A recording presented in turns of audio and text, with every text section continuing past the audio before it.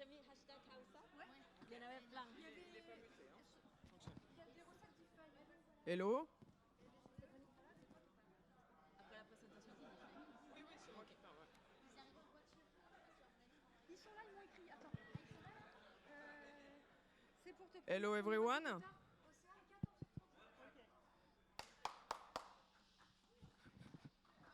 The clapping and magic. Hello everyone. Do you hear me? Yeah.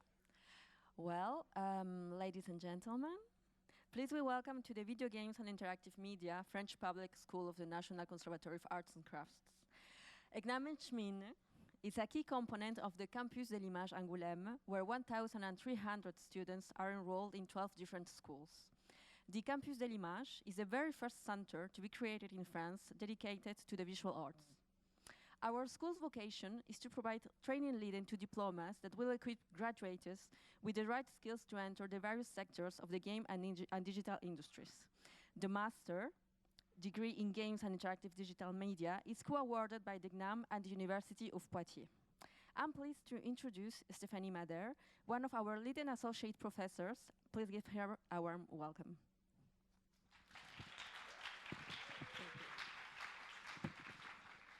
So first, I'd like to welcome you for this day of student conference and to thank everyone that is here despite the strike.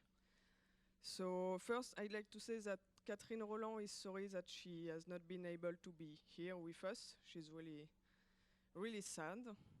And also the student from Paris, IDEO 2020, the student from this year, will not be able to be there.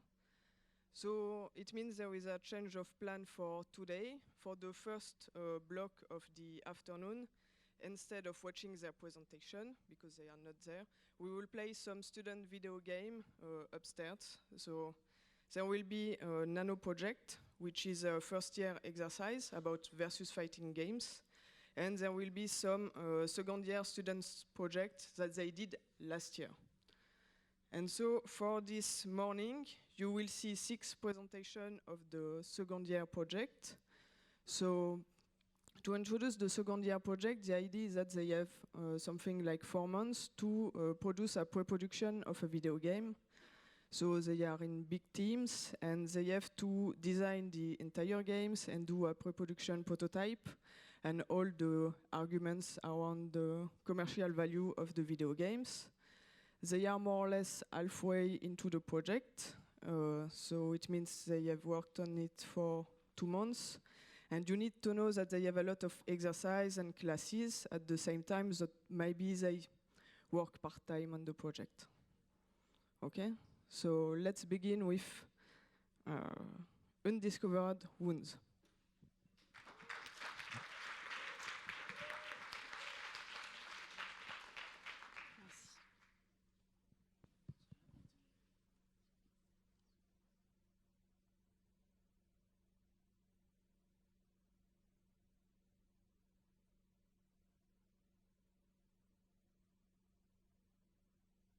Can we have the light off, please? Thanks.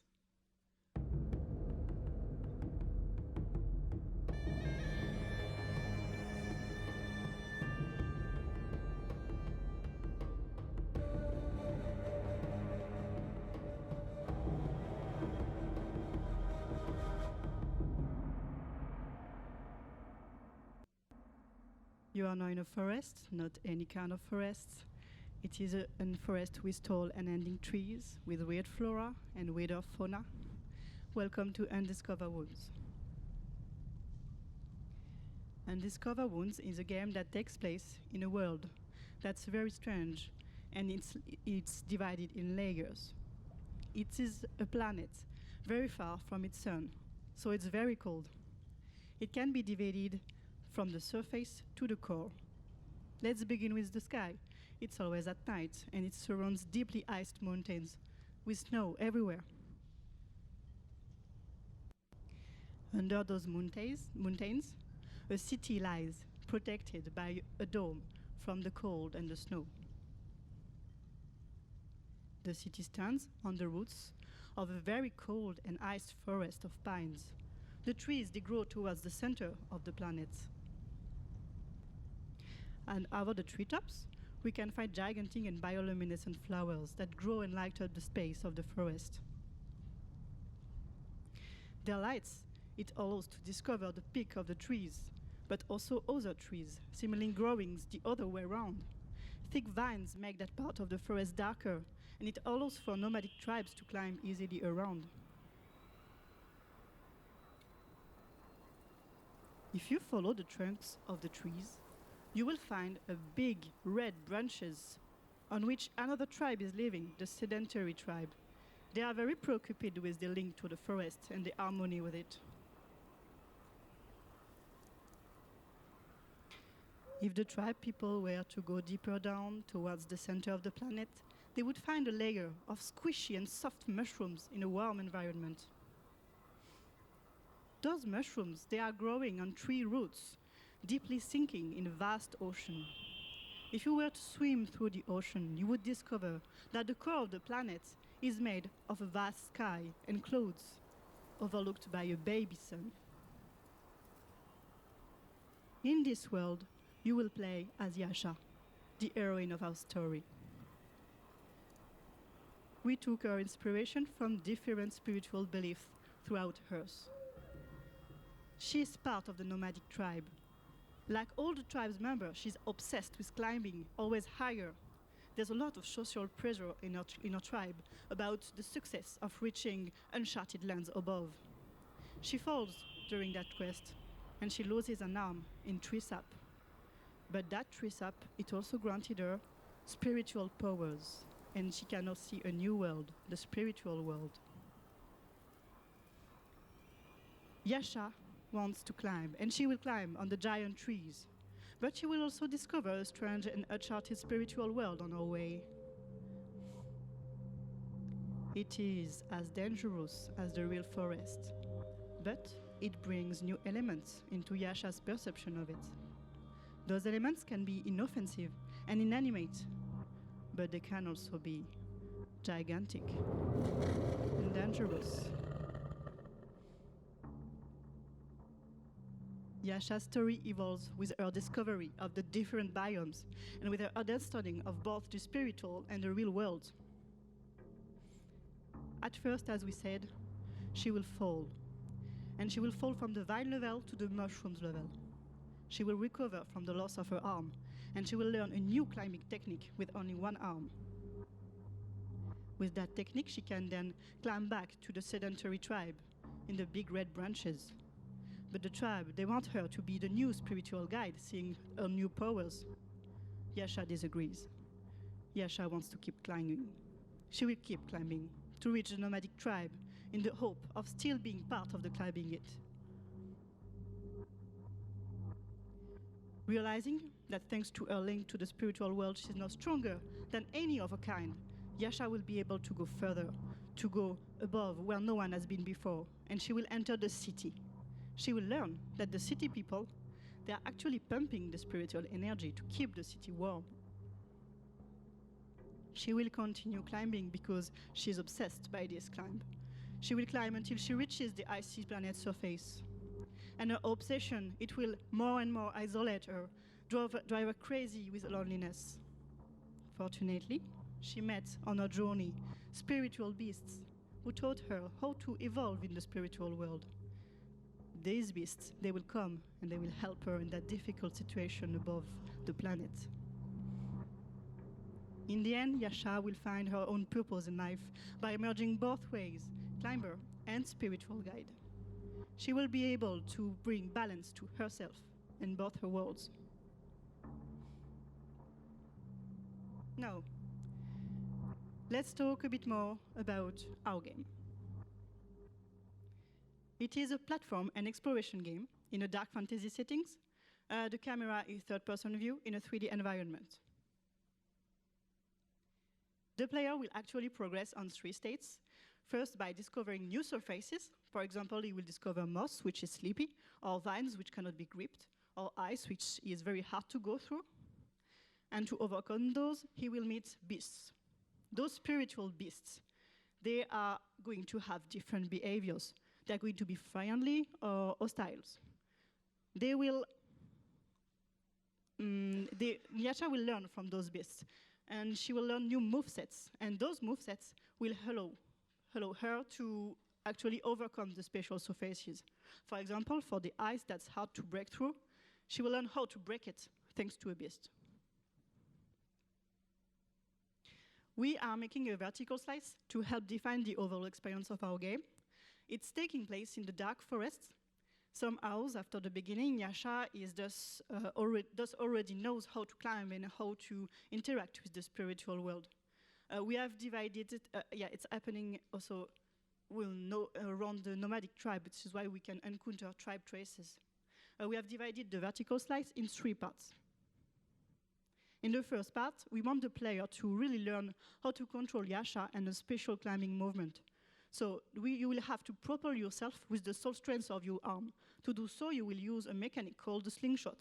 You use the left joystick to anticipate the jump, and then the right button to grip the surface you're aiming for.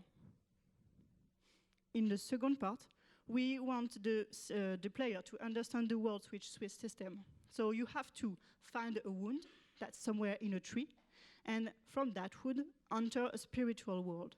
The spiritual world will allow you to have new platforms, and those platforms will help you progress in the level.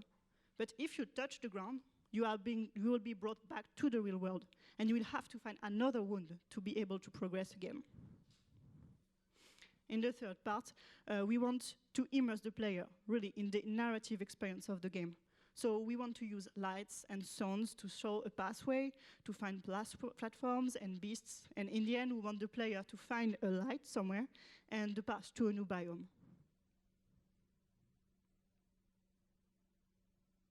So, we have identified a bunch of challenges that we could encounter during the development. The first one is the camera. We have a classical third-person camera, but we also have a very vertical game. So we need the player to always see his objective at the top of the trees, and we will have to come up with original camera placement. The second one is character animation. So it's a problem that we begin to work on very early during the development. We try to use the Unity implemented IK system, but it wasn't working very well, so now we are thinking about doing it ourselves, since we need the IK only for the arm. After this, we also worked on the level of realism that we wanted for our game. At the very beginning, we wanted something very realistic, but we saw that it wasn't possible with the time we have, so now we are going for a bit more stylish artistic direction. We have begun some performance tests, but we can't really we don't have made enough tests for the moment to be very sure how the game will work, how many trees we can put, etc. So we need to work a bit more on this. And the final one is the mood and the player feeling. We need to make sure that the player feeling are working well. So we already began to use the HGRP of Unity to make some scenes and see how we could play with visual effects and this kind of stuff to make sure that's how the player feeling are working. We also identified some unique selling points.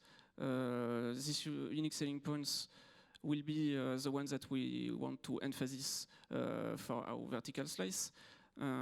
So we have our unusual climbing, we have the verticality and the giantism of our universe. You will encounter gigantic beasts, and you will be in a very big forest. And the last one is the mode of our game, the dark fantasy mode. We work on the We try to compare our game to some competitors. So our game will be a double A because of its. If we have to continue the development, the game will be a double A because of its size and of the level of detail of the game. We thought a lot about how open or linear we wanted the game to be. In the end, we want the game to be quite linear, but still have some exploration moment in it. So our game will be on PC and consoles. We are developing it with Unity and Wise, targeting teenagers to adults, and our economic model is premium, so you will pay a fixed price to get the game. Thanks, and you can come see us upstairs at the Plateau Project to see our prototype.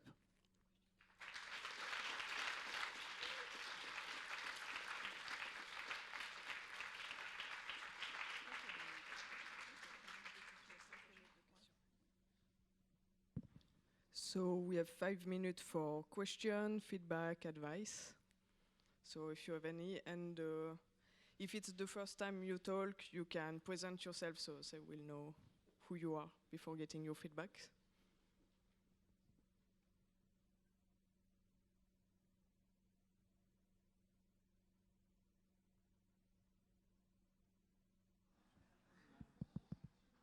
Micro pour répondre. Right. Hello, good morning, thank you. I'm Vincent Diamante, I'm from That Game Company. That was a very cool presentation and a very interesting game that you posit there. One of my first thoughts, before I pass on to anyone else who has questions, is the idea of the target or the direction that you're going. You mentioned that your character of Yasha is compelled to climb. And you also recognize the difficulties of dealing with camera when you're working with level design and camera design that is supposed to work in a vertical way, but dealing with things like how camera works, natural things like gimbal lock. Are there any specific things that you're trying to do in order to ameliorate those issues? And on a similar note, are there any things that you're doing when it comes to control scheme? I noticed when you had the control screen there that you noted jumping and interaction on the button faces. And there's a lot of space to do other things. And I'm wondering if there's perhaps other ideas that you are planning or hoping to conceptualize and implement. Hello, so about the camera first. We are using Cinemachine in Unity which deals with a lot of different problems, such as gimbal logs that you mentioned. We have different camera states. We figured that we needed a grounded camera state and a climbing one to really give a good look for the player to have a good look on what he's doing. So when he's grounded, he has a good view up. When he's climbing, you always see yourself on the tree. We are testing some behaviors, for example, for the camera to follow the back of the player at all times when you climb, so you are always facing the surface and you don't have to deal with the camera while climbing. We are testing a lot of stuff about this to figure out the best behaviors possible. And about the control scheme, that's actually something that we will need to tackle right now. We made some playtests and we will figure out how players understand the controls and manage them. Even early in the development, we figured that we had too many buttons to do one action. We tried to reduce them, and we will still figure out how to simplify the controls to make them really easier, but also quite original with our slingshot mechanics that uses the stick to catapult yourself. Like, it's we want to be sure that the controls are nice and flowy, but we are working on it right now. You will be able to test it if you come to our boxes if you want.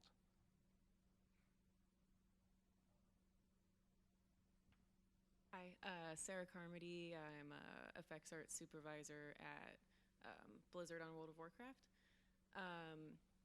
I'm curious with the different levels going up that they each seem like they have a different feeling or a vibe to them. Do you have an idea of what you're going to do to make them feel unique so you know where you are? Well, we don't have to make them, so. But actually, we were thinking about light, because as we said, in the bioluminescent level, you have a lot of light and it shines over, above, but below it, it's darker until you reach the ocean, because you get the sunlight, the inside sunlight. So we can use the light to show differences in levels. Also, in terms of color, because and sound. But in terms of color first, I would say that we are giving color gradient to the forest to show different levels, and also the inhabitation of the space.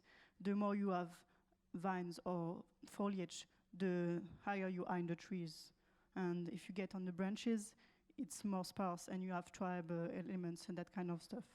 And also for the sound, our sound designer is planning to give a special, unique sound to each tree we will meet, so we can define it like this as well. One last question. Hello, I'm Sam, creative director at Co-op. I worked on a game called Nog. I was wondering, so we saw a lot of mechanic-based stuff in your presentation. I was wondering what's like the overarching story points in the game, and how the climbing mechanics is sort of like intertwined with that story. Like, how is there like chapters? Is there like, what's the evolution of the character during the climbing journey? Okay, so we have divided it in chapters, kind of, but it's more, we are following the evolution of Yasha, and we make that evolution with the beasts she encounters and the moveset she learns. So we can say that this mechanic evolves with what she learns from the beasts. And you could divide the story in chapters depending on this, but it's quite linear, so it's easy to divide. And to add up to this, we want to the difference between when you are in the spiritual world or in the physical world, to feel like to explain a bit the player progression. For example, in the physical world, you feel a lot alone. You don't have much stuff moving. It's very dark. In the spiritual world, you are pushed to go a bit faster. You can't really touch the ground. You are really a bit pressured, but it's also more beautiful.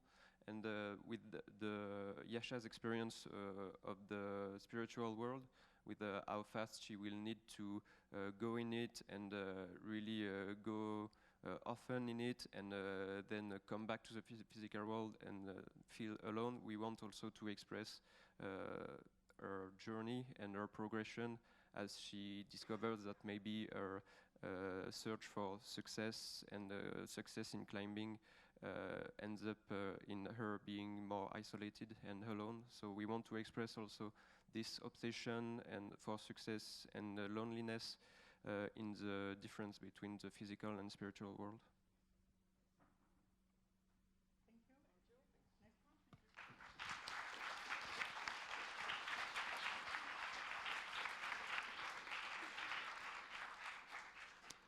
And the next group is Synchronicles.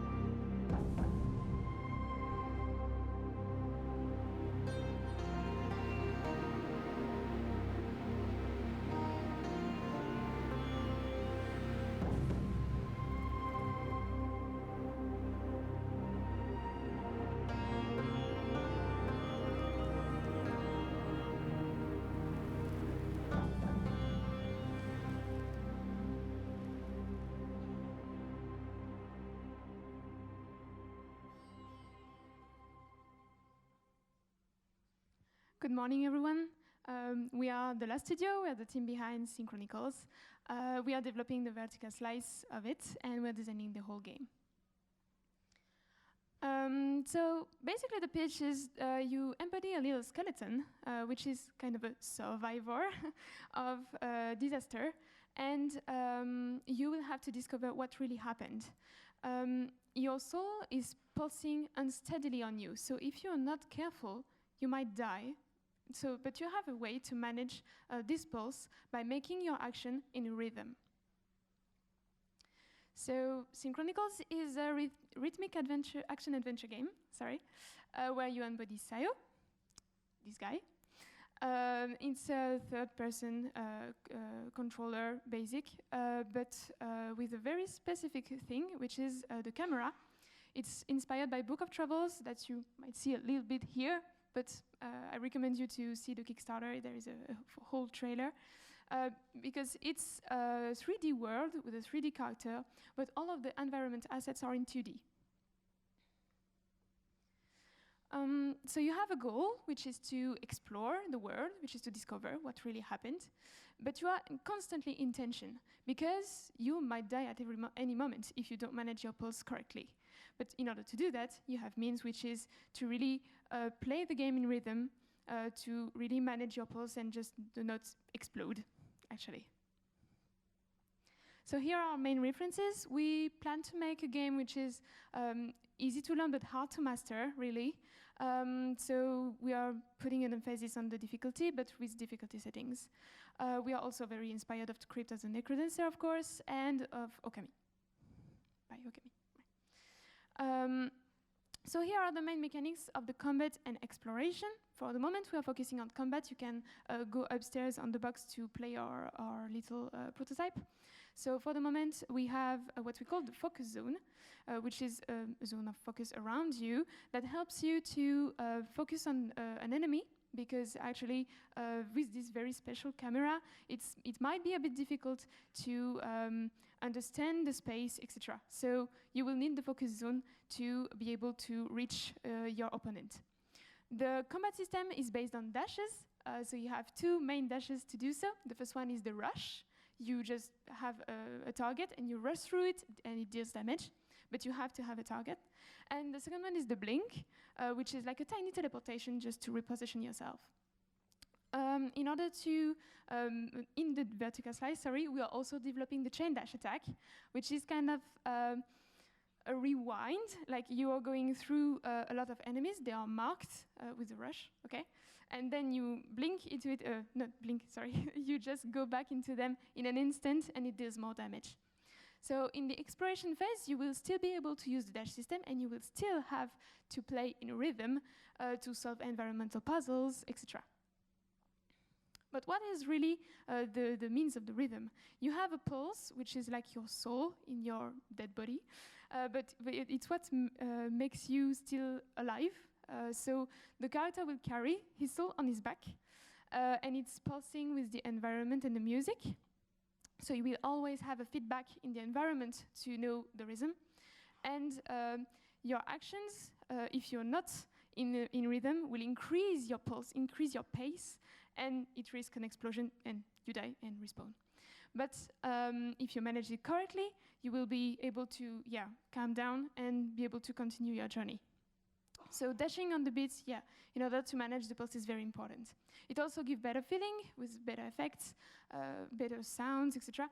And out of combat, there is not much risk of dying because you will not rush through everything, but you have to be careful though in the environmental puzzles. But what about the story? Because as I said, actually, Sayo was also a victim of a disaster. But what is really this disaster? Well, he doesn't know. But he has been statified like all of the other inhabitants of the planet. But due to a random event, something like broke his arm, and the soul would have been able to go back into the body. So, what remains of it is only a skeleton, but he's able to move and go into the world. So he will explore, see his fellow inhabitants stratified also, and thinks he has to do something. He encounters a little a little soul also, which is like really more, looks like really more alive, and guides him through his journey. So he will encounter a lot of enemies, a lot of difficulties, but he will finally reach the Argia, which is a river. But this river, which was before filled with a very liquid mineral, very strange mineral, is now dry. So he thinks, maybe that's the problem.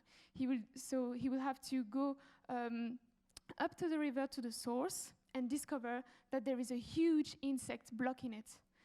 So he will be able to fight it, but then he discovered that this is not really the end. Because after the insect disappears, the river is still dry and the liquid does not go back. So we'll have to go inside of the planet to see the core. So in our vertical slice, we are tackling two major events, which is the first meeting of a village and the meeting with the little soul. For the technical direction, as we said, we are blending 2D and 3D art, which is pretty difficult. We have a distinctive camera, which is really something we are iterating a lot about. We also want to stand out from the classic red-blue contrast of our references, like, I don't know, Hyperlight Drifter or Fury. And we are focusing also a lot on VFX and SFX, because we really want to give a lot of juiciness in the combat. We have also another worldly sound design and a blend between retrowave and ethnic instruments for the music. And also all of the world will pulse in rhythm with the music. But what will really pulse? It's actually the kind of corruption that is like a consequence of the disaster. The disaster, we don't know really what it is, but a strange monolith of mineral spawned in the world. And they are like those veins pulsing always in rhythm with the music. So here is the architecture concepts. You have to imagine them with a lot of monoliths of the corrupted materials before, but here are what the inhabitants lived in. And we also have environment concepts, because we want this planet to feel like really alien a little bit, and it's really desertic as well. So we have like huge plains of sounds, etc. On the next slide, you will hear a little bit of exploration music, which is the base of the combat also.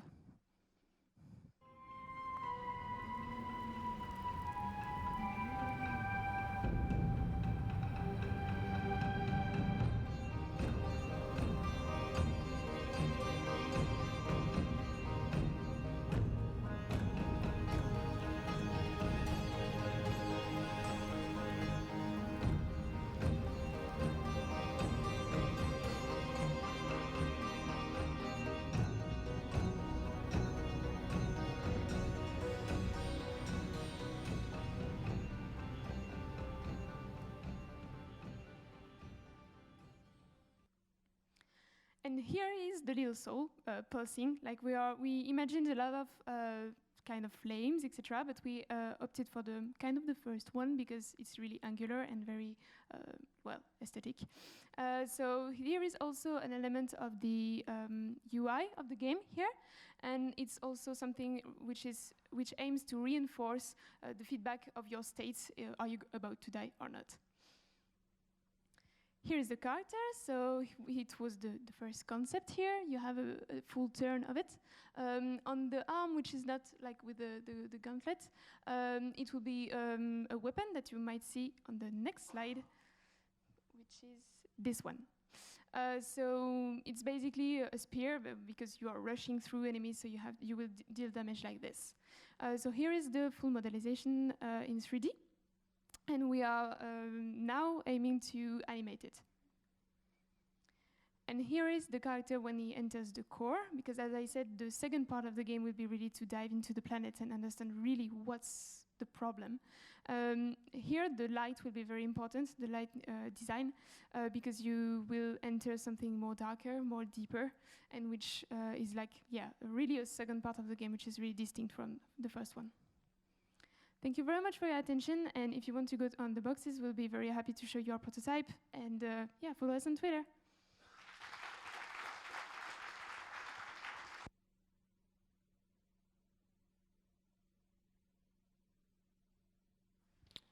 So, do you have questions, advice?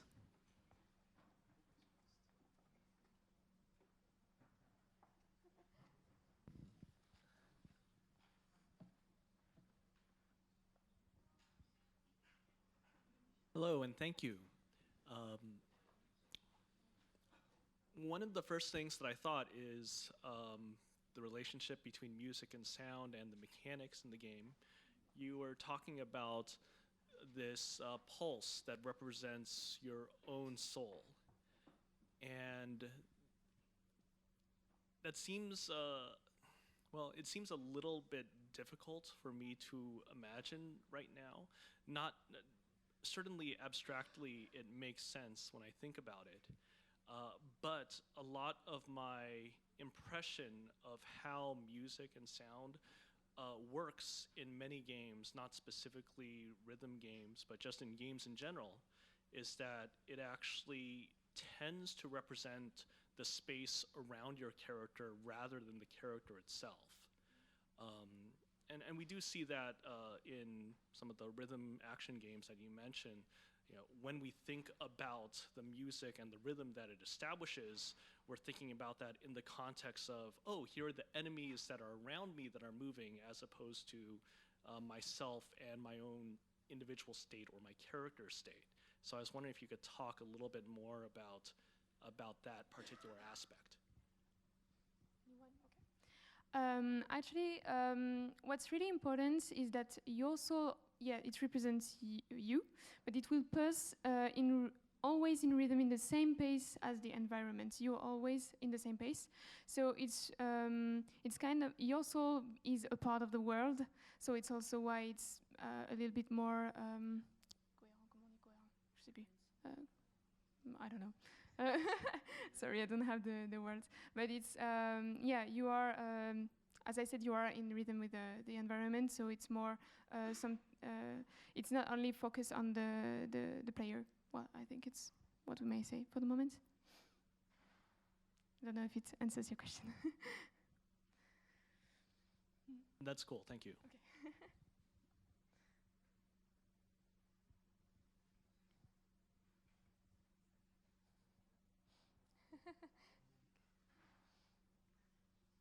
Okay, well, that's cool.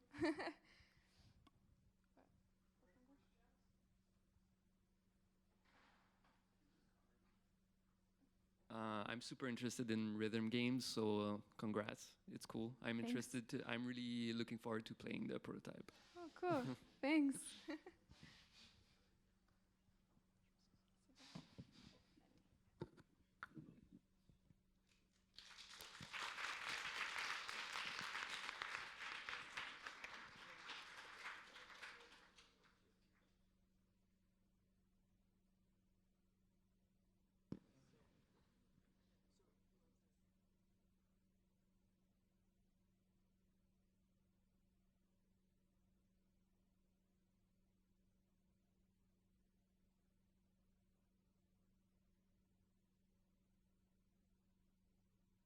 So the next group is what have we done to each other?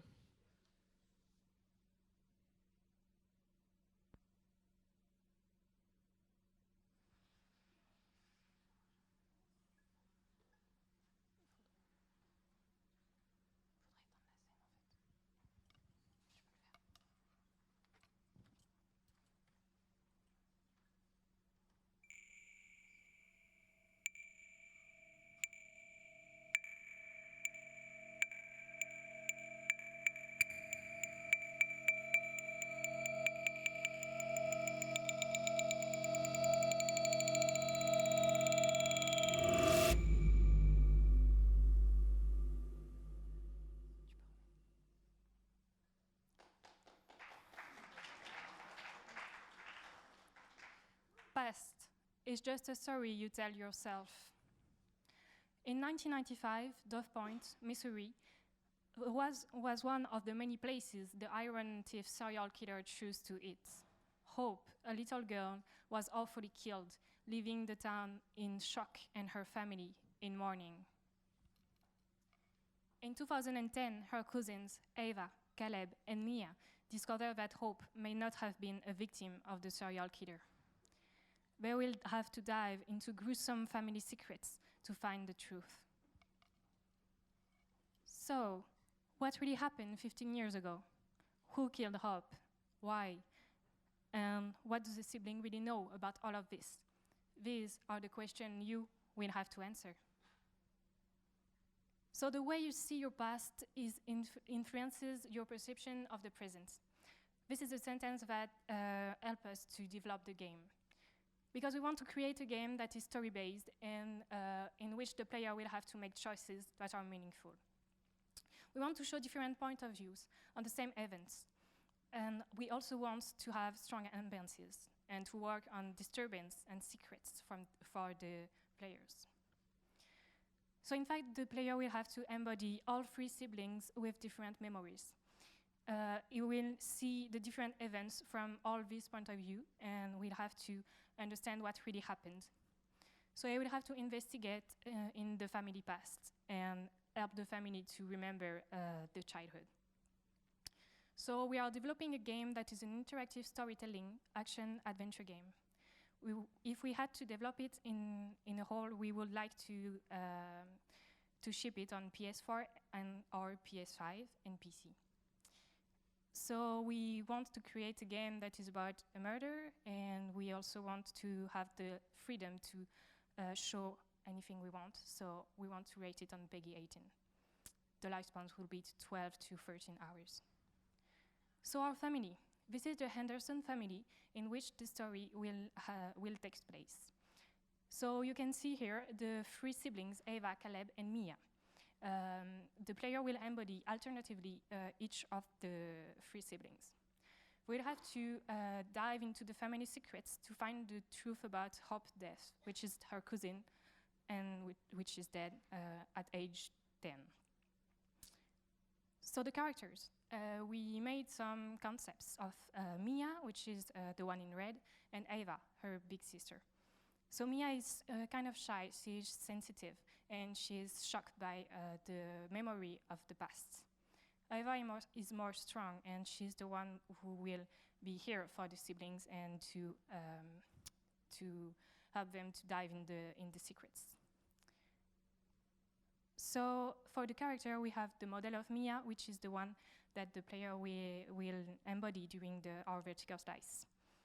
So we want to create a texture that are semi-realistic and allow us to have a character that is not totally a realistic one.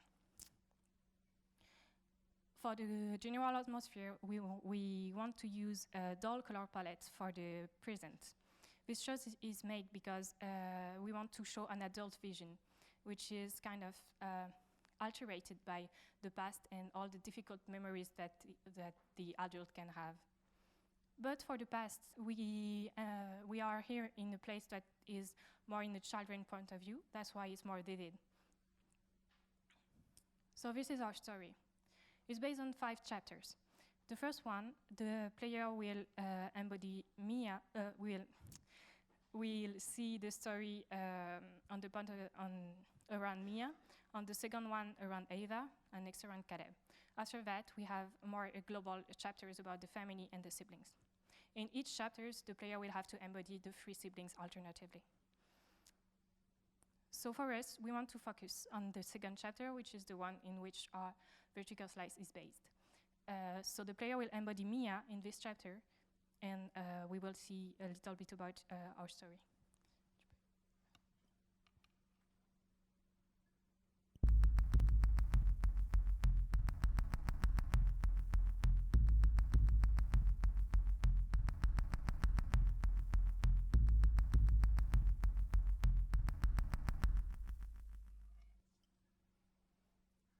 At this point, Mia is sure that her cousin's death is unclear. She enters the room of Hope 15 years after, trying to find all memories that could help her to understand what happened. So the room hasn't moved much since her disappearance. There are still traces of her lively personality, old toys, drawing on the walls. But it's dead silent. And she'll never come back. Mia is aware of that. And it's with this idea in mind that she starts to investigate in the room.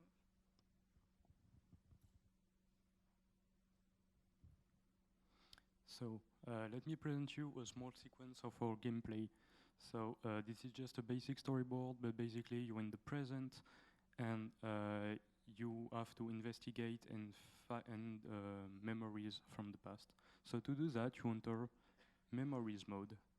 So the memories mode is a zone around the player that show the environment as Mia reminds it. And there is emotional object emotionally linked to the past that are highlight. And when you get close to it, you can you can interact with them. So this interaction is like a sequence of interaction that show what that matches what happened on the screen to feel emotionally linked to the character. Once you do that, you go into the past. So there is like the blue zone around Mia, and you go into the past environment as you remind it.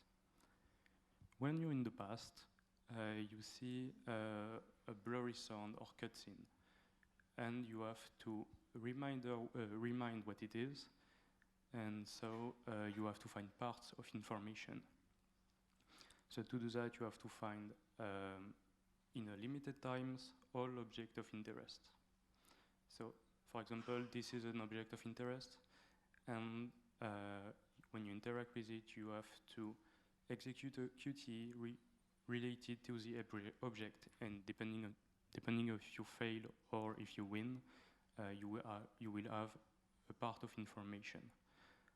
And after that, you have like a dialogue to recap what you found and interpret the memory, depending on if you have the whole sequence or only part of it. So about the placement of the game, we want to create a psychological thriller which is in a dark mood. So we try to place ourselves compared to other narrative games. We just have two main competitors that are donut games and that aren't shipped yet. So these are Twin Mirror and Tell Me Why. Because of that, we stay really attentive of what is happening about that, but we still want to go in our own direction and to push the psychological thriller as we want. So thank you for your attention, and don't hesitate to come to see us on the Plateau project to talk about the evolution of the project.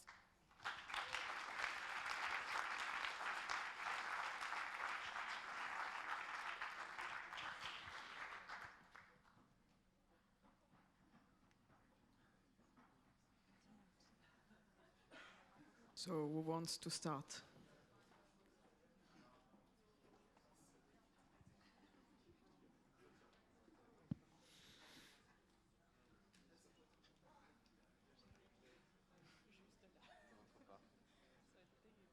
Hello.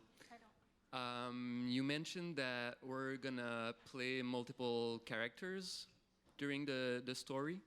So is there gonna be any different places you will reach as different characters, or is it gonna be the same place but like different objects? Like what is gonna be the relationship between different characters and different stuff that you encounter in the game? Hello. The moment where we will play different characters is scripted by the scenario, and yes, different characters can go in the same place depending on the scene. For example, their family house, but yes, depending of if we play Caleb, the objects will be highlighted in the memories mode won't be the same as when we play Mia, and I think I forgot one part of your question. Sorry. That was pretty much it. Yeah. Okay.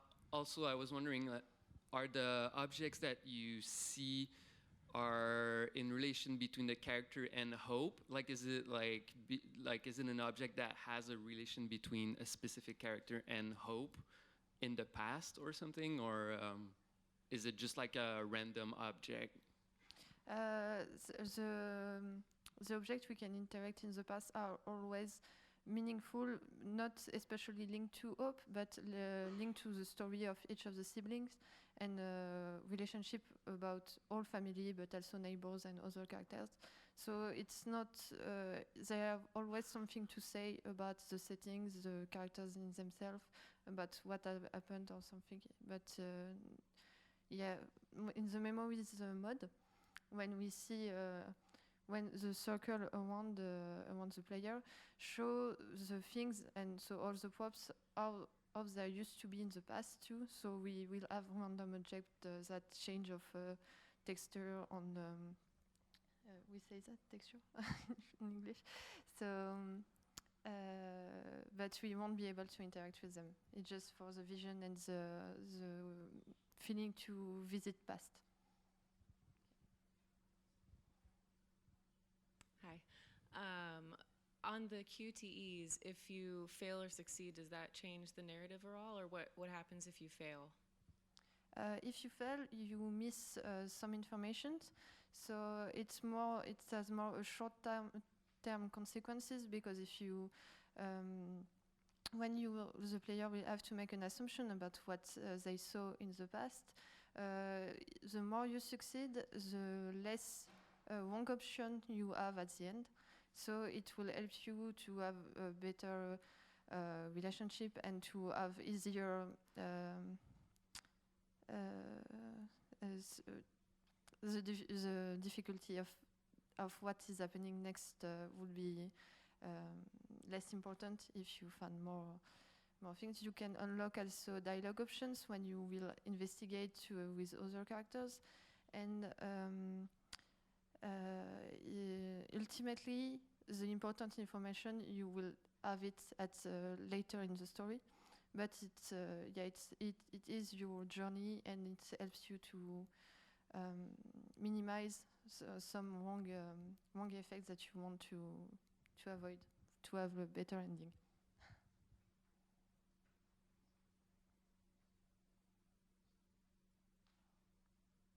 My question is a little bit related to that, but could you talk a little bit more about the relationship between these puzzle mechanics and the quick time events? I wasn't quite sure if you're allowed to fail at either or both the puzzle part as well as the QTE part.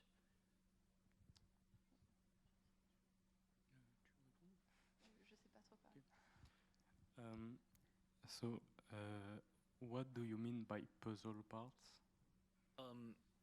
It seemed to me that the main mechanic that I saw was inside of the memory sphere, the recognition, the identifying of objects is in and of itself a puzzle, or maybe I'm misinterpreting what the puzzle is. It's not really a puzzle. It's like a sequence of interaction to make feel to the player what the character feels, like a sentiment of focusing on the object, and then you exit to the past, and then there is the QT, and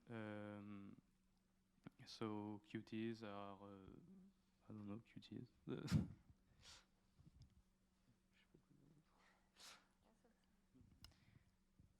Yeah, so the part with the manipulation is more you have to trigger different buttons at the same time, so you are focused on the controller, and it's this feeling that we want the player to feel. But you can't really lose that, because if you don't succeed on that, it doesn't go further, because you have to succeed.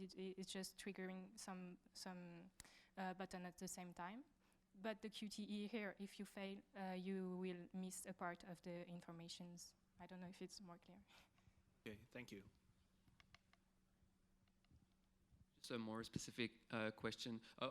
First, I guess if you miss a QTE, you can just redo it. Like, can you come back to an object? And also, like, my second question was like, what it would look like, the QTE with the object, like what kind of mechanic would it be? So first, so now if you fail a QGE, you fail, and you don't have the part of information that are linked to it. And then what it looks like, so the past is kinda nightmarish. So it depends on the situation, but it's still a challenge and based on what the environment is.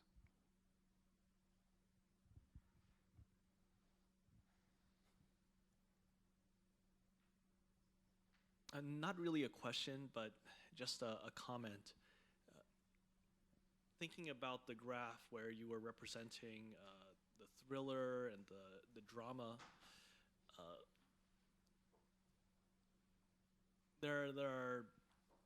it's interesting how things that are thrillers often have this less abstract presentation of the mechanics that you go through. It's more of a procedural rather than this abstract understanding that is very clearly parsed. But the game that you have presented, at least in some of the elements where you have a clear button that you hit, R2, triangle, sometimes that clarity can actually get in the way of the sense of the thriller and the pressure that's there. I was wondering if that is something that has come to mind in your design process. And also, somewhat related to that, just in terms of the thriller aspect, because this is in the context of a murder mystery, there is an implied antagonist that's there. And since we are going through multiple perspectives, there is quite possibly a disjunct of where the antagonism actually comes from as you go from character to character. So does the actual pressure, the continuing building of suspense actually maintain as you switch from character to character?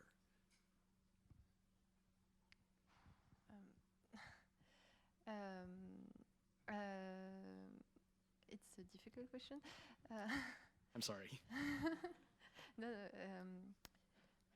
I think about the fact that we're switching from one character to another, they are rarely alone, like separated. We have time when we have a scene only of one siblings, but they are usually both of them, so they could share information.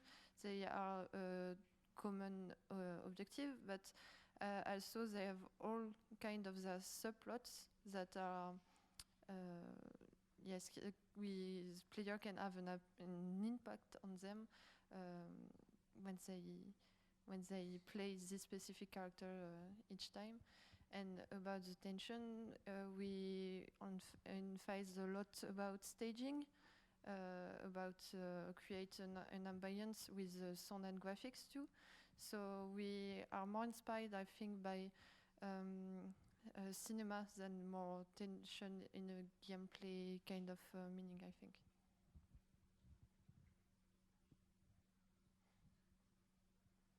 Thank you. Thank you.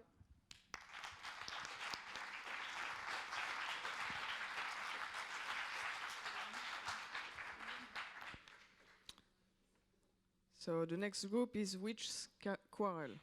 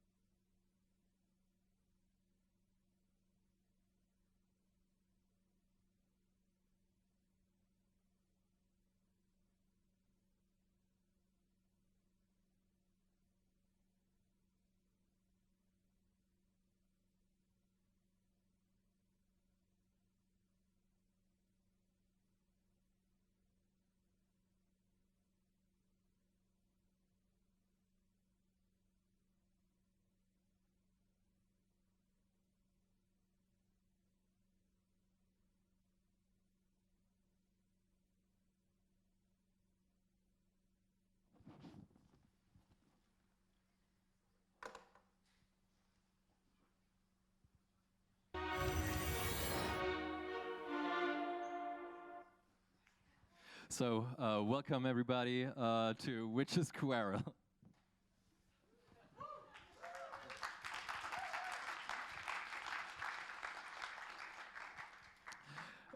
As you can see, we're a quite big team, and we're making a game where you play as a witch in a game there like tower defense meets control meets Call of Duty zombie mode, and yeah, you might or might not wear a funny hat, we're not sure.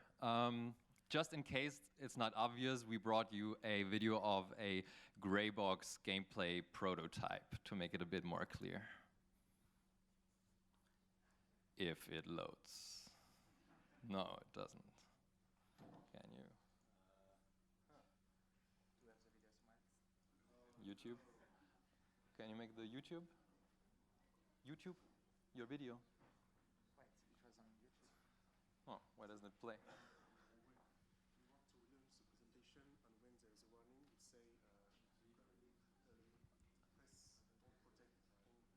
Okay, can you reload the presentation? Just close PowerPoint, reload the presentation, and you have to say something for the security settings. He will tell you. What? Sorry.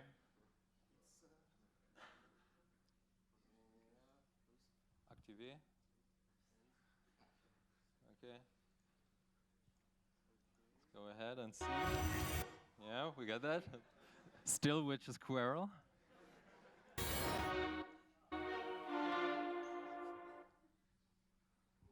Okay.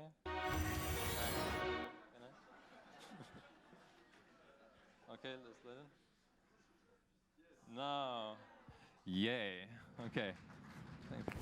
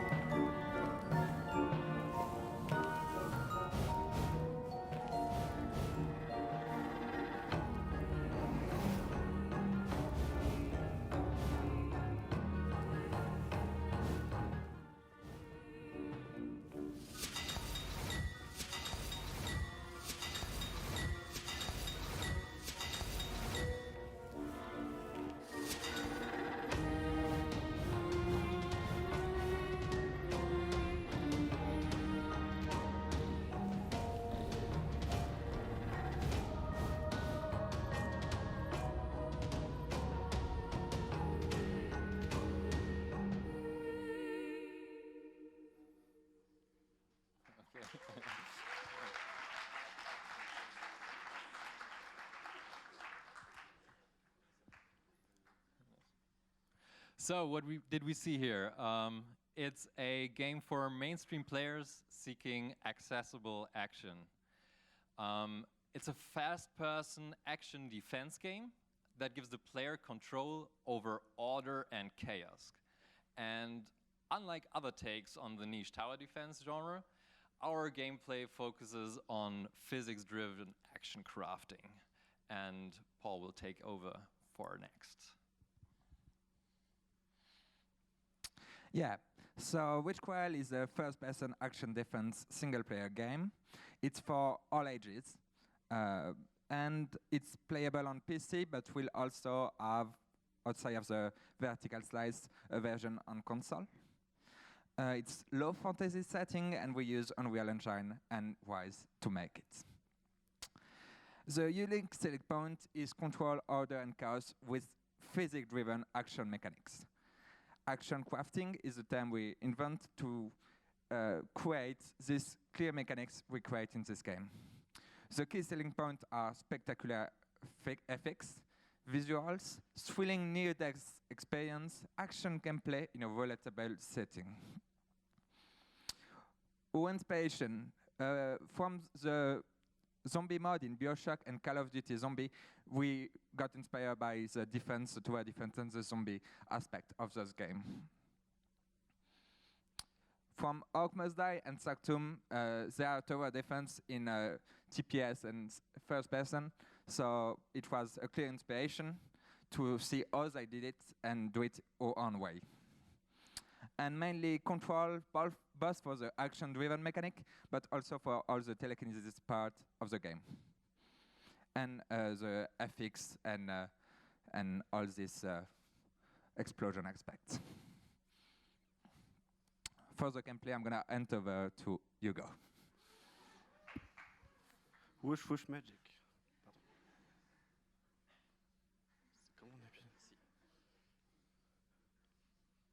Okay, in green, so this is a drawing of the player.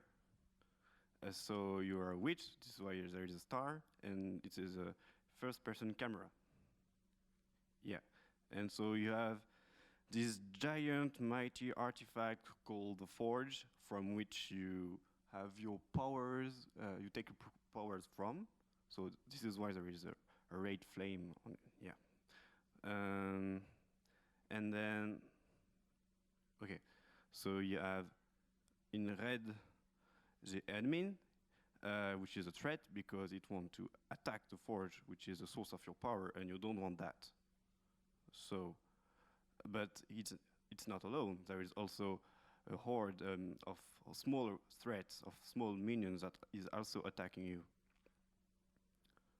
So, hopefully, the environment is full of props, which is represented by those small boxes, but it can be everything.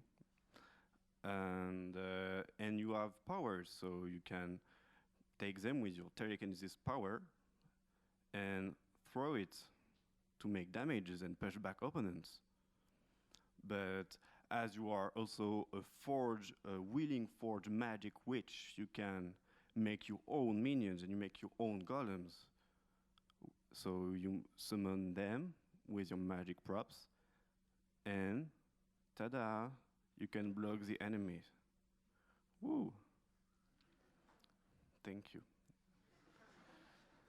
The level, so basically it's tower defense level, so we thought about making 3 lanes with 3 different spawn points, and those the pushers are following these lanes toward the forge. And you have shortcut for the player, that only the players can go in there. And yeah. And in those shortcuts there is also a lot of props, which is more interesting to use those shortcuts. So yeah, this is for the level and the gameplay, and now you have the creative direction for someone.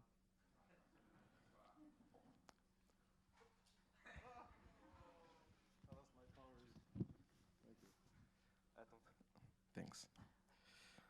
So, about the creative direction. So the 3 main points are obviously our magic chaos and all the props we're using as a gameplay tool to push back the enemies and create your own golems. So let's start with the music system. So the music will start at the first craft of each wave. So as you can see, we try to time the animation and the crafting mechanics with the music. And so with each wave, the first golem crafting will trigger the music. So the music will work in different ways. It will scale up depending on the number of enemies present on the level. So we have like 3 level of population in the level which will influence the music, so small, medium, and countless. And we have variations for fight music triggered by the enemies on the map as a tool for the player to know what's going on elsewhere in the map, since you can't see everything with a first-person camera. So we are heavily relying on music and feedbacks for orientation and level awareness. So I'm gonna give the mic to Roman for the art direction. So let's talk about the art. As the game is centered around a witch, we want the players to be able to see the magic of the place they have to defend. For that, we are creating a lot of props and a lot of environment assets and try to add a bit of oddness to it. Since the level is an arena, we work with modular assets and materials to build around big landmarks and to play on contrasts between the balanced architecture and the more chaotic magic, and also a contrast between the heat of the center of the power, the forge, and the cold of the world around. The forge in itself answers to the same pillars. It's a chaos of wood and stones, lightened only in the center. It is one of the main landmarks of the level, and it's where the magic has to be the strongest. For the character, we only see the witch through her hands, so the magic has to appear when she uses her power. But the more challenging characters are the golems and the enemies, of course, because they are made of objects that you can retrieve or find through the level. For that, we are teaming up with the programmers to make the object snaps to a rig and then animating them in the level. And of course, there's also effects to bring life to the action of the game. We are inspired by effects of a real blacksmith shops or forge with metal infusion, melting metals, lava, fire, and we want to keep a coherence with the concept of assembling objects together.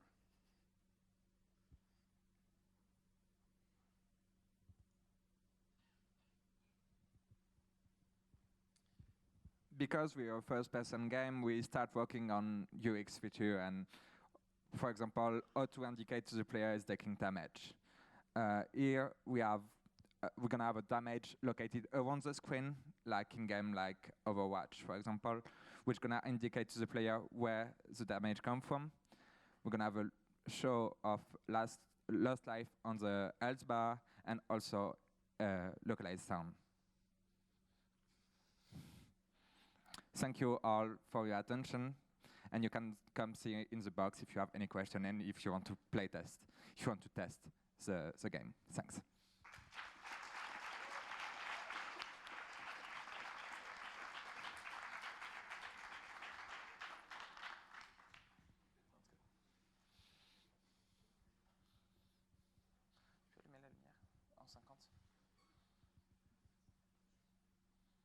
Who wants to start?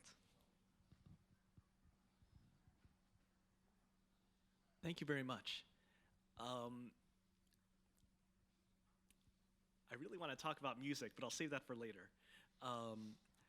You were talking about some reference points for this game, mainstream action, accessible, and I was a little bit surprised by some of the references you chose, mostly because they didn't include MOBA, and yet there were a couple of times where I thought, oh, that's distinctly MOBA-like, and yet that wasn't part of your specific references when you say we want something that's very mainstream. And I was wondering if that's not appropriate, or if there's any specific reasons why you chose the games that you had, like BioShock and Control, which are very certainly great games, but I would say more hardcore than they are mainstream.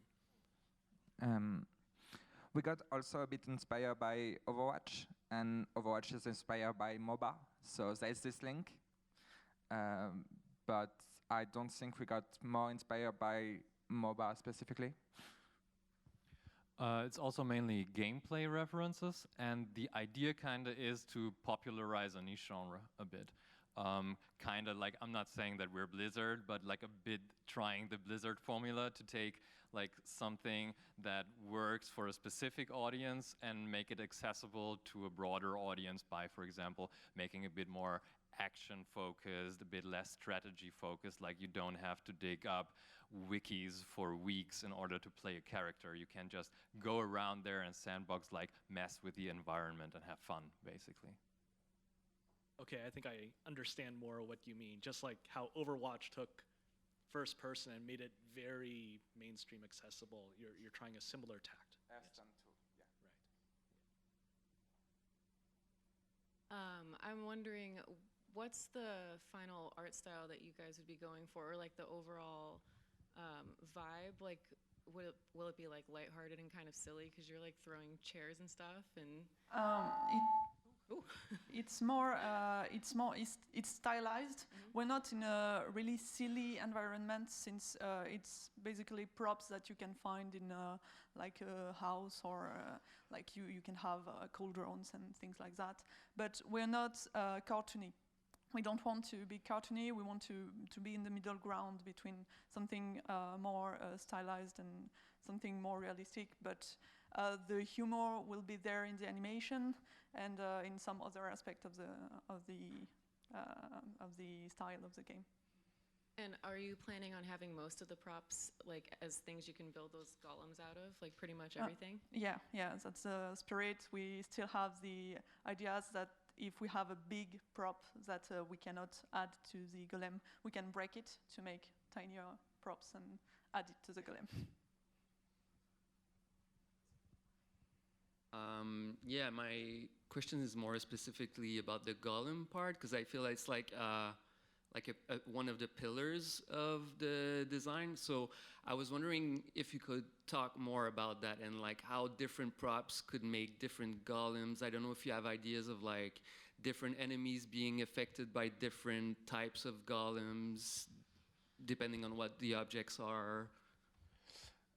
For now, there is no difference between the props, but we are thinking of a lot of different ways to make different golems.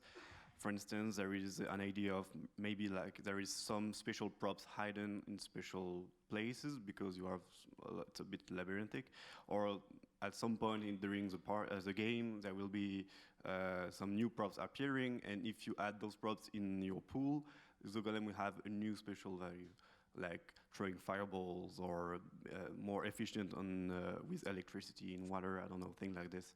And there's a lot of things like we can do. Yeah. Thank you.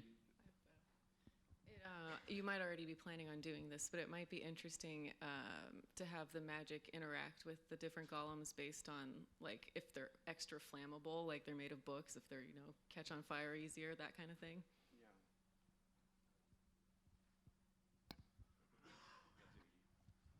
Yeah, we thought a lot about this, but again, it's since we're doing this bottom up, we really want to nail down the feel of the golem creation with simple golems that all work the same way, and we'll see how it goes in the next 2 months. If we have time, we're gonna try to at least diversify it a bit with golems that can shoot at a distance, others that can tank and defend really well and get that kind of thing.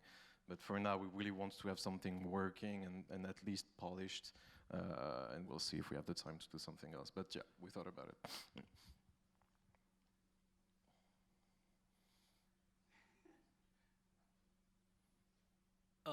When it comes to the level design, I know you have that representation with the 3 lanes. And from what I saw in the video, it seemed it was very linear. So it's pretty much you're sort of looking off into the distance, and you're not necessarily going into nooks and crannies in the level. Is that correct? Not exactly. There are these shortcuts between the lanes. And for now, there's actually a lot of small spaces, and it's kind of a bit easy to get lost in the level, so it's not as simple as in the schematic view. The idea is to have the forge, or basically your base, on one end of the level. So when the enemies come from different directions, because they're kind of parallel, you allow the player to take shortcuts between the different places. If it was scattered in really different directions from a center, then it would be difficult to traverse between the different lanes for the player, and we would encourage the player to just stay in the center because it's like the strategically best point, and this way we can have them take a lot of shortcuts between the lanes to traverse a bit more and encourage the player to explore the level. Okay. In terms of the shortcuts, it seemed like if you're standing over at your forge, that you could, just by viewing down the length, that you would be able to see those shortcuts in the distance at least. Or am I not quite understanding the scale of it? Yes, you would. Okay. It's like like a big level kind of, but you have natural ways, like it's not hidden shortcuts, so it's just hallways in between the big lanes, basically. It's like small streets in a city. You have the 3 big streets, and between them are small streets. Okay, yeah, great. Also, music. I love music. And one thing I noticed actually during that demo video was it almost sounded like there was some bitonality actually happening during that sequence. It was like, oh, it's minor. No, it's not quite minor. Oh, no, it's not quite minor. And I thought that was really cool. I was wondering if you could talk a little bit more about any larger musical aspirations.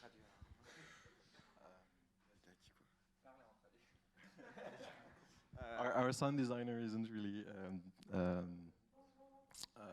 fluent in English, but if I'm not sure I understood the question correctly.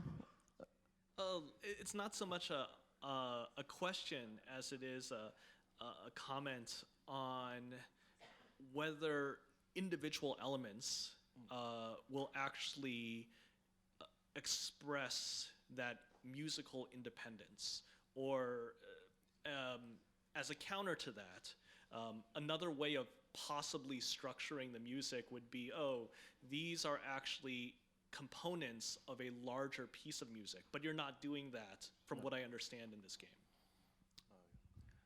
We are kind of, at least partially. So, for example, when the objects, when you create a golem, are assembled together and they lock in place, it's it's like a jingle with bells, where it's usually, it's like before the first measure of when the music starts, there's like dim, dim, dim, dim, bum, bum, bum, bum. And this dim, dim, dim, dim, that's basically objects popping together. And we also use that in the game when you do it, or when you basically touch for selection objects in the environment. It plays like a little flute sound that is part of the music, basically. So there are these elements, if I understood you correctly. Okay, thank you.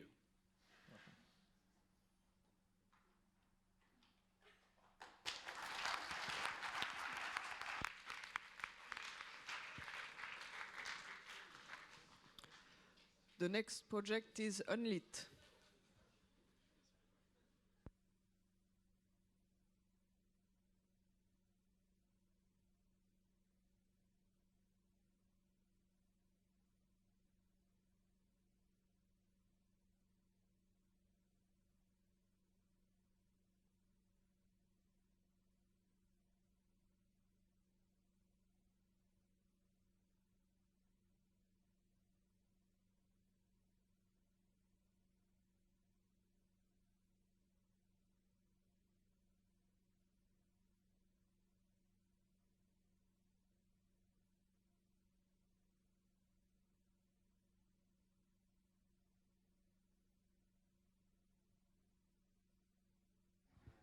C'est bon.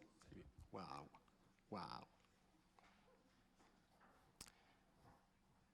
Alors, comment ça marche?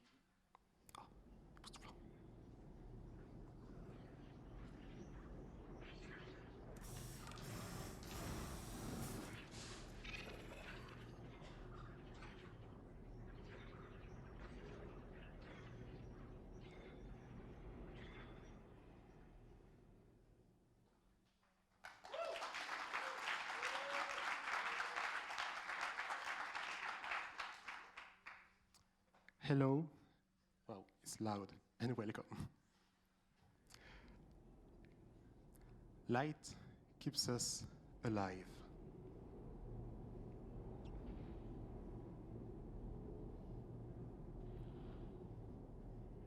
The light of our star is our freedom. It allows us to live and move freely and peacefully, preventing us from slowly transforming into statues of stone. However, in the shadows, where light cannot reach, the mere fact of moving slowly weakens us, slowly transforms us into statues, slowly until our last breath, in a slow and painless death. So the day our sun on our star reached its end and sent us its last rays of light, everything changed. Lights were no more. We were surrounded by shadows. Our lands were covered with nothing but darkness. Panic led many of our people to literal petrification.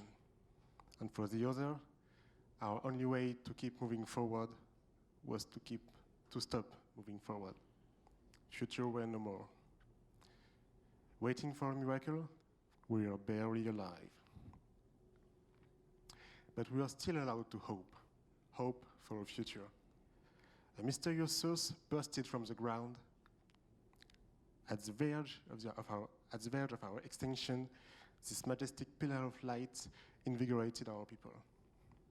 We call this source Amber, as it provides us this precious vital energy we need to live and move. We built our civilization around this new well of life. A new future was possible, and hope was back. Amber was slowly industrialized, and an Amber network was built throughout the city, supplying people and keeping them alive. Exposed to Amber, every day has a bright tomorrow. In this universe, you'll play as Rin. She is a very experienced former Pathfinder. Pathfinders are a group of people heavily trained to become explorers, venturing outside of the city to find if any traces of life are still remaining after the great extinction of our star. Their goal is to find if,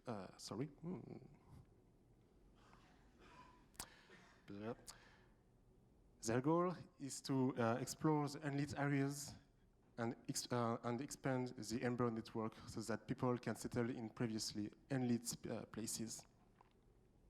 However, recently, a sector of the city suddenly experienced an unprecedented blackout without any explanation. The place was void of light and hope again. As you have experienced it before, you know how quickly panic can make its first victim. So you, as Rin, put on your Pathfinder suit again and go there to help any survivor and reactivate the Amber network.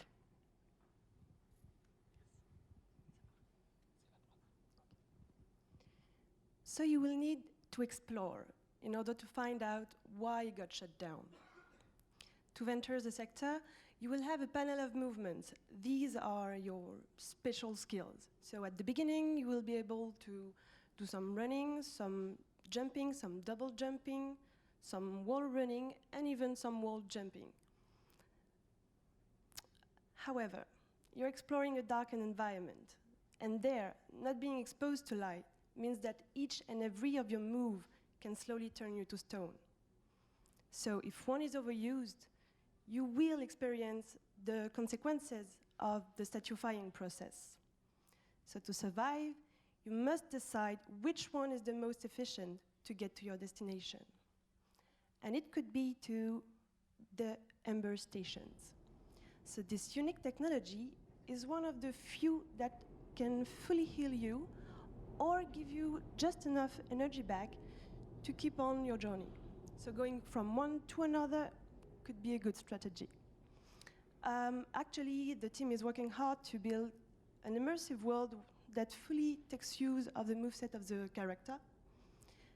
So that's why the level design will propose various paths, all leading to the same objective, so that the player can decide which one to take, depending on how much energy Rin has left. So in that scenario, wandering from the convenient path is a dangerous choice because a wasted movement is a loss of energy. So it could lead you to your end. But it might also be the way to collect precious upgrades and improve Rin's abilities that way. And maybe you will go faster, higher, further, and then unlock the secrets of the zone.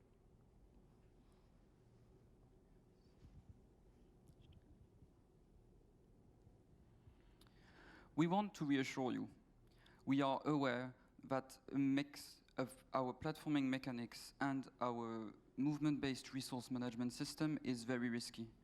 After all, in our game, basically moving too much means losing. However, we are convinced that with this concept, we can find a very interesting balance between both of them, as well as having our open-ended level design that will help players have plenty of different ways to reach their objectives. We have a bold and audacious mix of gameplay mechanics, a unique stratification system at the very core of our game, and we have a mysterious and intriguing narrative. In Unlit, moving is dying, but moving wisely is surviving. If you want to know more about our project, try out our prototype, or even meet the whole team working behind it, please come see us at the project floor, and if you have any questions, we'll be glad to respond to them. Thank you.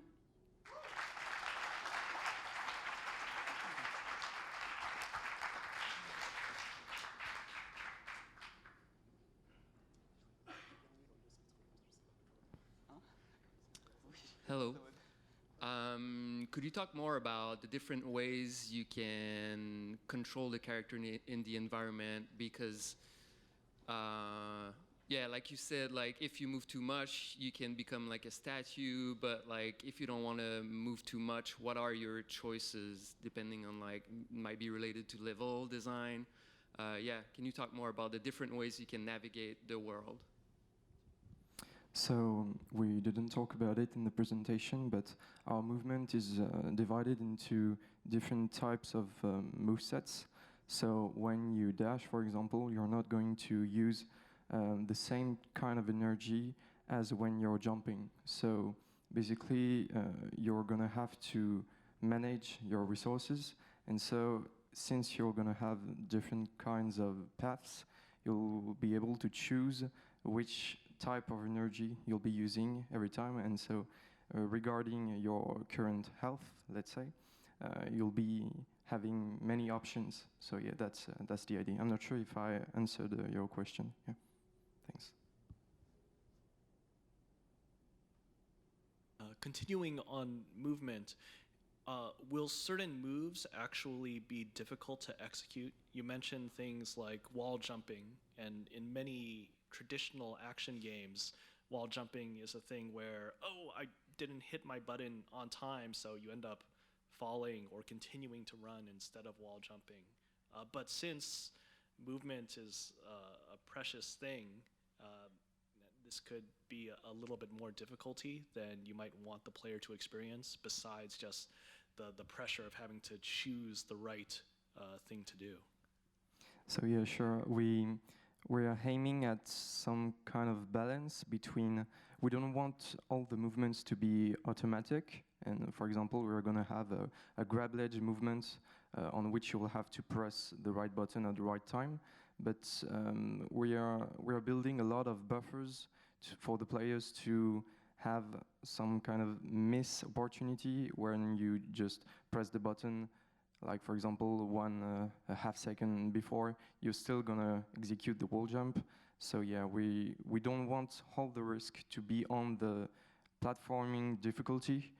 We want it to be based mainly on resources management, but still, yeah, it's a hard time. We want the rhythm to be, since we can have some places where everything's lit, and so you don't have to manage your resources. We can build some parts of the level where it's the emphasis is put on platforming, and when lights out, we put emphasis on management, and so we might make some easier platforming, and yeah. Also, on the narrative, you mentioned that context of the star being gone and this new resource called Ember.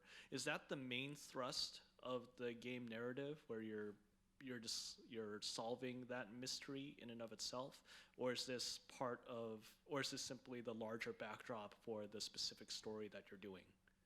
So this part is the larger background, and for the story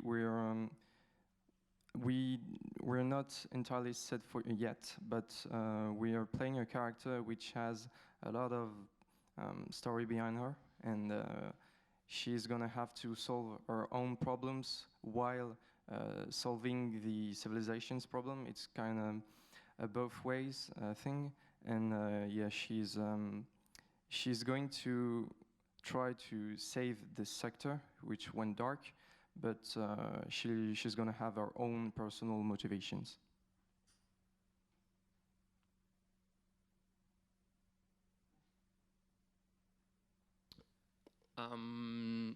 The one thing I'm kind of worried about is like in most games, all those movement like are always like available right from the beginning. Like you can do all that stuff, and I wonder if you saw during, I don't know if you play tested already, that like it was just frustrating not to be able to do those moves where like usually you can't do those in video games. So like, and you were talking about resource management. So I wonder like how is it gonna be rewarding for me to manage those movements and not be frustrating? Like, yeah, I guess that's my question.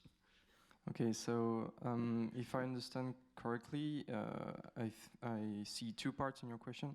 So firstly, about the like unlocking the movements during the game. For the vertical slice, we are aiming at, I think, 5 or 6 movement types, and for the whole games, probably around 10-ish.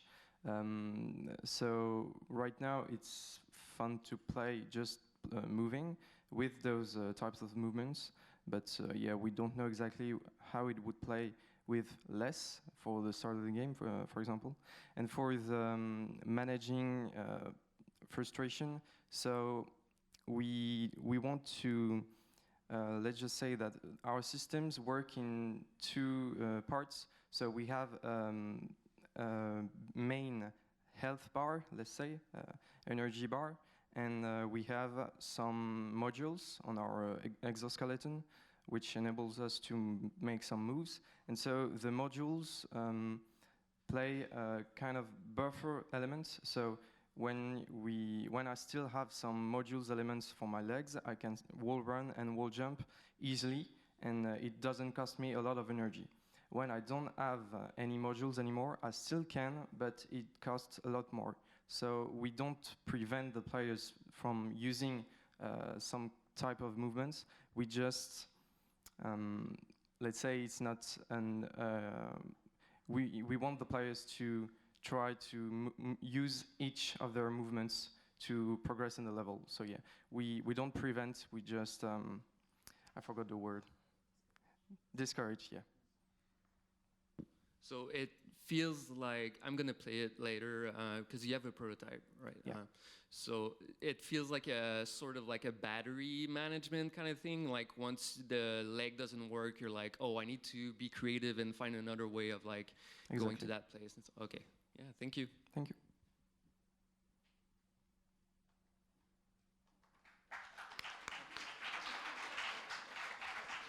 Oh, sorry, I'll just do one more question. Sorry about that. When you first introduced the character, you said that she was an experienced Pathfinder. And I thought that was really interesting. But then you were talking about unlocking movement, and that was further explained when you talked about these modules there. It's always a difficult thing when you have a game that introduces a character who is experienced or is very good at what they're doing, but you're presenting this game to a player who is going into it for the first time. And I was wondering if there were any specific things that you were considering to specifically target that discrepancy. Yes, so as we said, she's a veteran, but she quit her job a long time ago after the loss of her companion and many friends, and now she's kind of traumatized about it, and she just went further away she could from the whole job and all it implied, and so yeah, she's kind of rusty, let's say, and so she's gonna take it back slowly, and of course, since she's using an exoskeleton, many movement upgrades are going to be mainly technology based, so it's not based on her skills. She's just going to get some new kinds of upgrades and technology, which is going to enable her to make better movements. Thank you. Thank you for the question.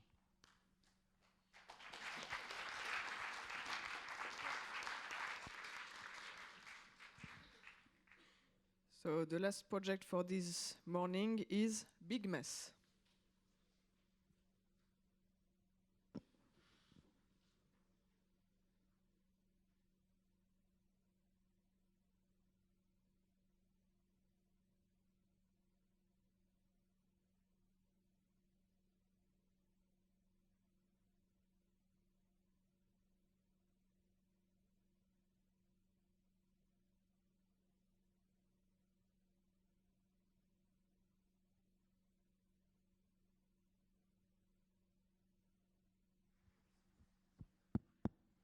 Hello.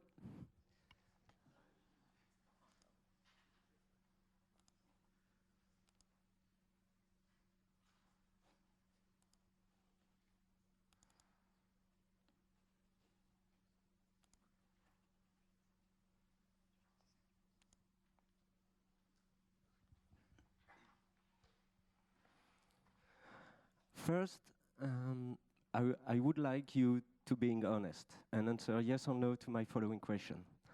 About tidy up a bedroom or toys for children. Have you ever seen a child doing something properly?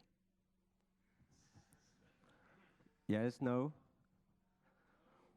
Our game, Big Mess, is closed from this question.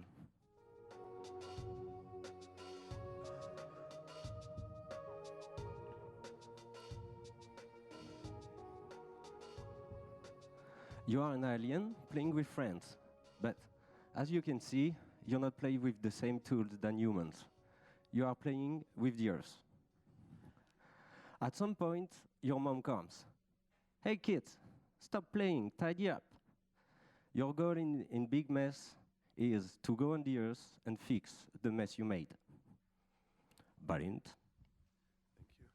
Yeah, so the main idea is that children are silly and alien children are even more. So for example, you tell a child, put on your shoes please, and then the answer might be, technically I did put it on. So each task you might do can be approached in multiple ways. So the main idea of the game is, it's a feel-good cooperative puzzle platformer with a dollhouse view. The players move around with a Joy-Con, controlling a character. The target is 1 to 4 players, but for the vertical slice we focus on 2-player co-op only. And our audience is young adults, couples and duos. The main idea is that someone who's I don't know, ultra gamer person can play with someone who isn't. Our main target platform is Switch and PC. So the following is an example for the gameplay. This is not the actual art style of the game, it's just a gameplay example.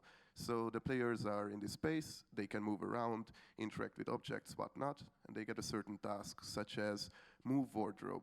So the players do pop, pop, pop, task is done. Next task is connect the fridge. So because they were playing with earth, the fridge ended up in the bathroom. Now they take it, put it to the kitchen, plug it in, pop, task is done. Yada, yada, yada, wash the shoes, they wash the shoes are clean, store the shoes, they put it in the wardrobe, everything is fine. But the idea of the game and the twist is that each task can be approached in different ways. So let's see the same example again. The player could anytime do the following. So move the wardrobe. Well,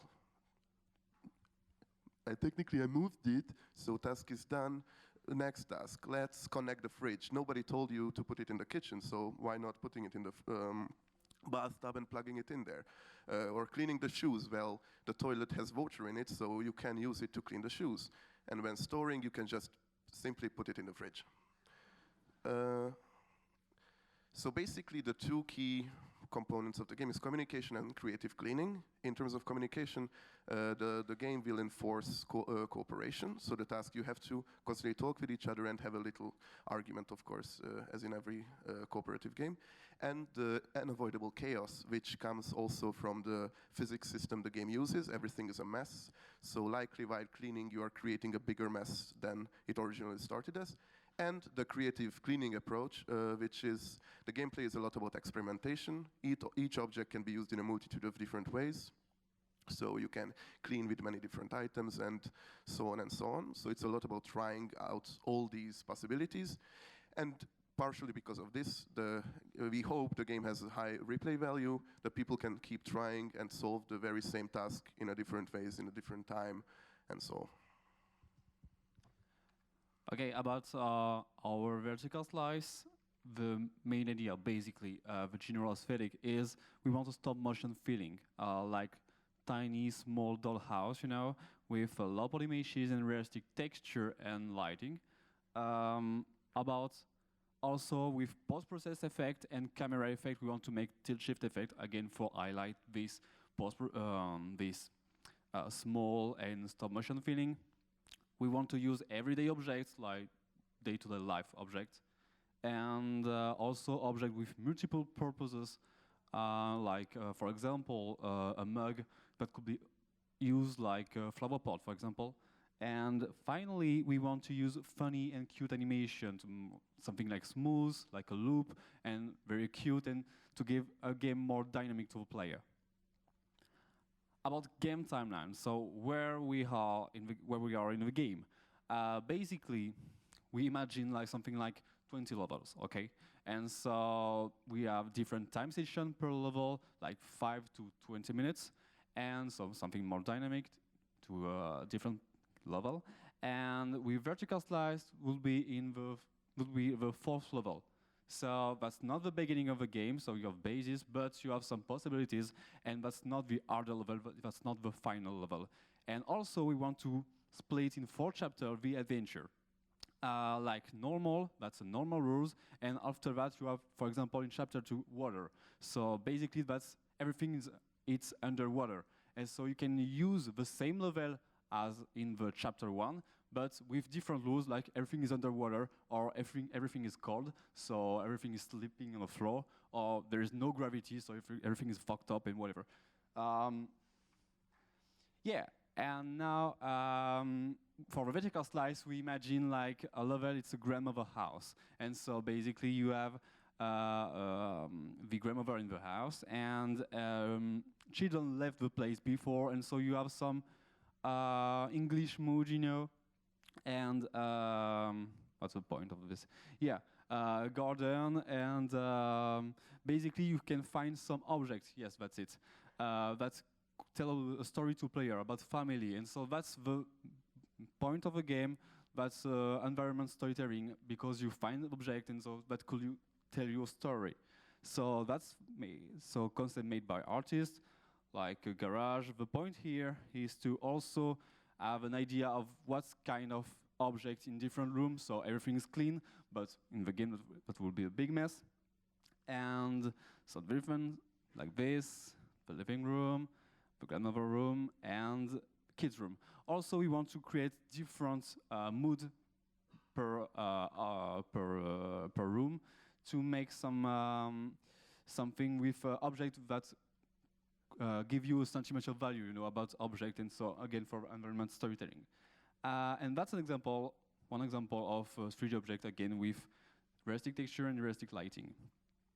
About alien design, we have 4 designs of our alien, because we want to focus for vertical slice again with 2 players, but in a game we imagine 1 to 4 player. And that's an example of integration. So we have ragdoll environment, so that's react with different objects, and that's gives something very cute and something very stupid, but that's fun. And that's react with player input. Also with interaction, you have a casual interaction. So basically you can, for example, turn on the light or turn off the light, and you can also react with radio system. Like you can switch the radio with different between sorry, with different can switch between different radio stations. Sorry, and so for example, like this, you can play with music.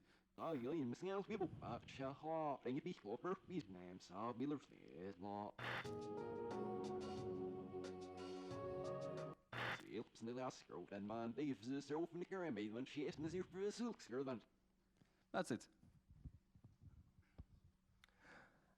As far as we work on the game, we came up with some ideas for the future: communication, marketing, and global strategy. And the first point is that this is an intergenerational game. We know that the game, as it's a game easy to play and easy to understand, it's a game we want to target old and young people, but also non-gamers and hardcore gamers, for example. Since the beginning of the development, we think about how can we make easily seasonal events, change the graphics and sound assets for Halloween or Christmas. And we want to build a strong partnership with well-known IPs, such as Rick and Morty or The Simpsons, to make the players able to play and clean up The Simpsons house, for example. And also, as Bethesda did for Fallout 3, creating short video for the communication to explain few unexpected interactions that player will be able to make inside the game. The last point is Twitch. We know that our game fits very well with Twitch, so our internal tool to create tasks and the mission system tool we have, we want that this tool, we want to share this tool with viewers, so the viewers will be able to, for example, directly during a stream, said, okay, I want that the player one wash the Charentaises in the kitchen. To recap, remember that Big Mess, it's a couch co-op game. It's playable with non-gamers. We've got an original environmental storytelling, and you can do a lot of experimentation with objects. Thank you for your attention, and we are ready for your question.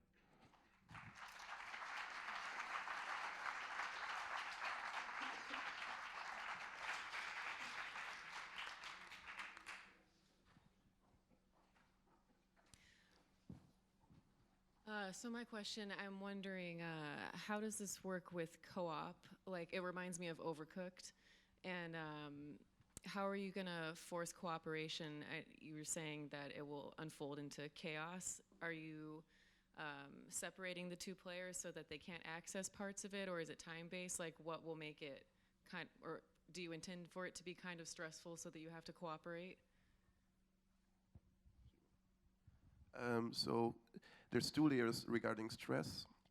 The player can advance in the game without finishing a level under the time limit, but for certain kind of progression, they have a certain timer, and they are not separated from each other. But there's a timer which is ticking constantly, so they have to behave quickly, and the order of the tasks will be designed in a way that they contradict each other. So while the first task is clean this, the second is has an effect which makes the place dirty again. So it's about this taka taka tak. And as in the Overcooked example, there's a lot of times players feel like they're more important than the other player because they do this task, and we would like to play a lot with this. So the players feel self-important that their task is superior to the other. So that's the idea.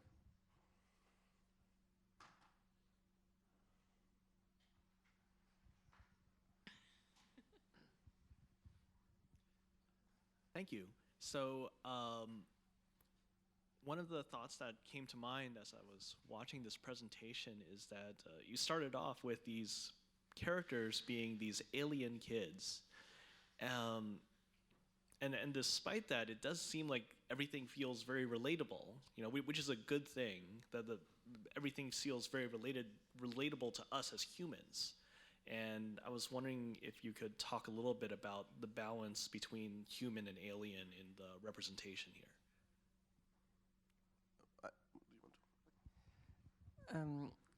So basically, you play as aliens, and so I forgot. Sorry. So yeah, you played with the Earth, and it's a strange introduction and in an alien world. And then when you go on Earth, the point is that actually, yeah, the environment are relatable and familiar, but you are encouraged to play with them in a playful way, in a strange ways, to sorry. Okay, so yes, our major problematic is the player are human. We would love that you be alien. It would be easier for the game. But so we said that since players are human playing aliens, we want to get difficult on the task. So a player will be forced to find weird, a non-human way to clean and to be efficient to get the task done in time. And that's the main challenge, because we know how to use a cup to make tea, but maybe like when we have a task make tea, the cup will be in a storage very far, so you say, oh, I just take the flower pot because it looks like a cup, and it will be easier. And that's why that's what we want to enforce in this game, to bring challenge to so humans think differently about their own environment. I can add something about that too. We can try to, you have the task system, and you can force the player to do a certain task at the beginning that will require some objects, and at the end, when they will when they will need to do the 20th task or something, the regular object won't be available again, for example. So we can cheat a bit on luck and still having several ways to solve the problem, to find a solution, but by putting away the regular object, we can try to make the player think about a way to sneak and to get with new ideas. To just quickly add to that, the game in a lot of ways works like a joke. There's a setup, there's a punchline or twist, zack, haha, that's the point. So it's a lot about, there's a familiar word. Even as an alien, you are a human, you control an alien NPC, and you behave in a logical way. And this is the joke part, when it clicks to you that actually the rules allow me to do crazy things. So I think that's where the setup is important, that it's a real world and it feels familiar. So that's why it makes it more funny later on when you break all the rules. Just to continue on a little bit more, the alien creatures also seem surprisingly human in terms of the proportions that they have, their arms. And it actually got me thinking about there was this Japanese fine artist that was talking about the concept of kawaii, and how one of the really big aspects of it that is misunderstood is that there is an aspect of ineptitude that comes with kawaii. You know, the idea of, oh, someone who looks vaguely human using chopsticks is not kawaii, but a creature that doesn't have fingers, that doesn't have any appendages that are long enough to properly manipulate chopsticks is kawaii. It's like, how do I use chopsticks? And something like that. So it basically, that came to mind as I was thinking that I was a little bit surprised that the aliens, despite being aliens, seem like they can move around the world in a more or less human-like fashion with their arms. And yeah, it does seem like they roll around in your little presentation. But in terms of being able to manipulate things, it seems like if I want to store something in the fridge, I would just open up the fridge in a very human way and put an object in the fridge in a human way as well. Just for that, for the presentation, the character is not animated yet, so it was very stiff, and only the arms were moving thanks to physics. But we are working on rigging and animation and stuff like that. And the intent is to give them a wobbly feeling, so their arms are a bit too long. The hands are animated by hand, but the arms move by physics. So everything will be a bit wobbly and not really precise.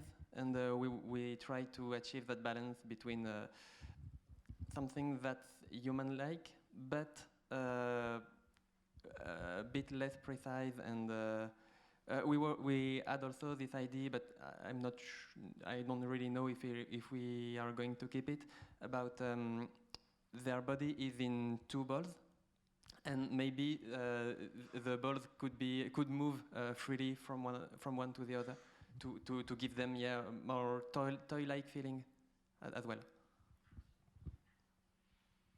Yeah, that certainly sounds cool. Thank you. Will the game be incentivizing doing it like the strangest way you can? Like, will there be like scoring or something like that, getting more points for doing it in a weirder way? And if so, it would be fun if your Twitch viewers could like vote if you did something like in a particularly stupid way.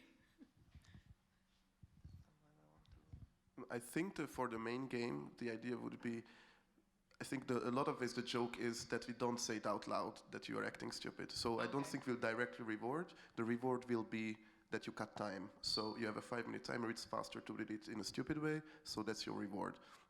But we don't acknowledge the fact that you just washed shoes in the toilet. And for the Twitch stream, that's a great idea too. We plan to add more features to make that part, this mission building and the feedback. So I think that would be a very fun point to create that. It might almost be interesting to have like a recap after the level or something. Like if they vote on the top 3 like funniest moments, you could like quickly go through them to have another laugh at it.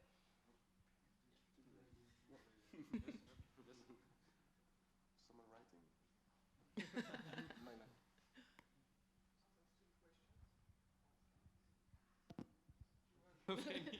It's cool. So thank you very much.